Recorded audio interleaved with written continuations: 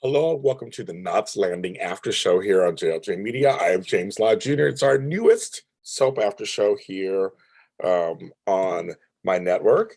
You asked for it, so I'm bringing it. I'm carefully going through things step by step as I'm doing this. The first episode was what's an after show. For those of you who don't know what this is, and I want to thank the Knots Landing groups and let me post in their arenas. Shout out to the Dallas groups because I do the Dallas after show also. So if you're new to this, I do the Dallas after show. I do Dynasty the Colbys and I do Falcon Crest. But this is my favorite show out of all of them, which is Knots Landing. So the premise of the show, I want to talk about that first because it was this is one of the strongest spinoffs I think created on television. There are many spinoffs, and this is one of the strongest ones. Like for example, there's All in the Family. Maude was a great spinoff. The Jeffersons were a great spinoff. Like spinoffs don't always work out, or they're kind of a little inferior to the original, or the premise is so differently outrageous it doesn't work. The Colbys weren't as good as actual Dynasty. But Knots Landing has also another unique twist that it was the first show developed by David Jacobs. CBS denied it in 1977, and they went and they created Dallas, which was more glitzier. But both premises of both shows, Dallas and Knots Landing, are really good when you think about it. Knots Landing's premise, minus the Gary thing, or in spite of the Gary thing, they made a cul-de-sac, which that's the first time I ever heard that word or what that meant. And there are a bunch of cul-de-sacs here in Southern California, where I'm from, where the show is also set. So they created a cul-de-sac, so it's kind of all enclosed, houses everywhere. And each house, even in the opening sequence, they show each house had its own family or married couple, and each had their own set of problems. So smart. So for that, we had Sid and Karen Fairgate. They've been married for a while. Sid had been married before. We met his older daughter. We met Annie later. They had 3 kids. She was a housewife. He was a used car person, dealership, Sid Motors. So he did Fairgate Motors. So he did that. And later we meet Abby, of course, that's another story. The next house had Richard and Laura Avery. And that one was a lot more trouble. Richard had some problems, clearly.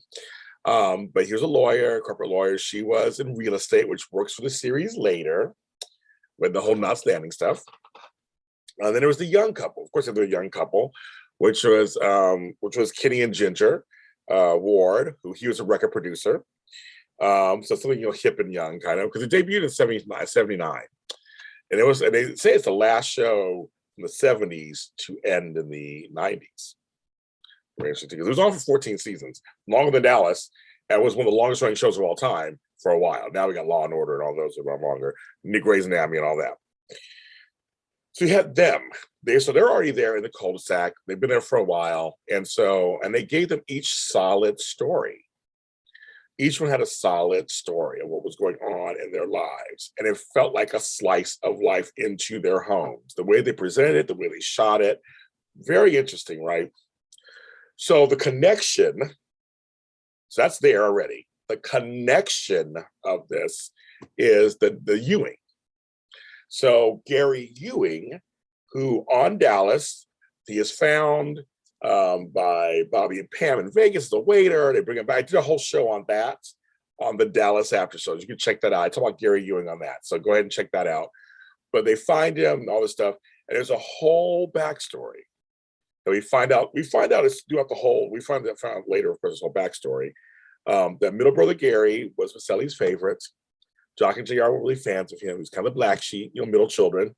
Marsha. I know Jan, I totally get it. I'm Brady Bunch. He just really never fit in. He never really fit in. But he also had ran off at 17, met up with Valine Clemens, who was 15. He had Lucy. Meanwhile, Lucy's being raised because Jock and Miss A loved her. She was being raised at South Fork because Lily Mae, we meet later on Knots Landing, turned her away. So she's there. A lot of shenanigans happen. Gary has alcoholism, is crazy, but they get reunited on Dallas. And then Miss Ellie says, I bought you a house. Well, some other stuff happened too, but I bought you a home as a wedding gift because they said they want to go to California. I always wonder, how's she find that house? How does she know which house to go to? But that's the story. But it's a great premise. You're taking a middle Ewing brother So it's always tied to the show. The dream season killed that. But for the most of those first seasons, it was tied to the show. And we'll talk the crossovers. We're going to talk about the JR crossovers and everything on there and how you interacted with Karen and that. I mean, we're going to talk about all that, of course. So the thing is taking him from Dallas, literally spinning him off into California, plopping him into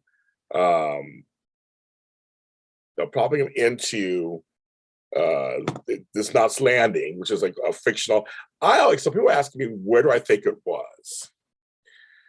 Because it was kind of coastal, but it was on the coastal side of things. I live by the coastal side of things too. And so my thing was, it's not Malibu because they weren't rich. Pacific Palisades, maybe they seem to be richer. For me, it felt like it was further down. I live in a place called the South Bay. I don't think it was Rancho Palos Verdes or Palo Verdes. It was near San Pedro. I'm thinking down here somewhere. It felt like that. There are places that look like that down here, but but it was Seaview Circle. They moved to one of the houses, and that's how it all starts. And that's the premise of the show. These four families, what they're going through, and the friendships that the women start to have, the friendships the men start to have, the problems in each household. Smart. You can go on. Literally, there's 4 mini stories. There's 4 mini stories. I kind of thought the awards were a little weak link, and you see they didn't last very long. But the other stories were really good. And in and out, people would come in and out of the cul-de-sac over the years. And then Abby was added to season 2, Sid's sister, and that's a whole other, we'll get to all that through the after show. But the original premise, I think you can agree with me, was a very strong premise. It was very good, very well done setup. That story should go on for hours. And I'm going to go through each season and talk about these seasons. I thought it was a good first season, actually. I thought it was a very good first season. We'll talk about all that later too. But the premise itself, very strong. I couldn't. It was something like a great drama. Like, yes, and not saying that soaps can't be great. I don't want anybody saying that. I love soaps. I love the genre. But it was a great hour-long drama. And so, and everybody, and to me, the acting for every game was top-notch. But when you spin off something, because Bobby brought them out there to show them the house. So that's the whole thing. And so it's kind of like you have to have some kind of connection. Years later, he has West Fork, Juan Gary, no story. That's South Fork. A cute little thing there, but it's great premise. It's a great story. So I just want to make sure when I talk about that a little bit, tell me how you feel about the story and the premise too, if you liked it. Did you like the awards? Who's your favorite family? I liked Karen right away and Sid. And just that John Avery, you just knew he was no good. He had issues. And just watching Laura's journey from there, then Gary and Valine, watching their journey. I mean, he leaves the cul-de-sac, she stays there. And Lily Mae comes, and a whole bunch of people come to that house at some point. There's a lot of things that happen, and then Karen and then Sid goes, and they bring in Max. I mean, it's a lot of stuff that happened in that show. In that cul-de-sac, it was a great package. The Knots Landing after show, I'm getting it approved on many things. So right now, it's still newish. If you're watching this later, it could be. I'm timestamping at the timestamp of this in January 17, 2022. It's still getting approved places. Right now, it's on Spotify, it's on Spreaker, it's on Podcast, it's on Addict, Podcast Chaser, Podchaser, Deezer, Apple, and Geo7. So I posted everywhere else. I try to get it approved on iHeartRadio and like that. So I'm waiting to hear back from that in Google. But so Spreaker, Podcast Addict, Podchaser, Deezer, Geo7, Apple, and Spotify. That's where you can find us. But for the video version, my network is JLJ Media on YouTube.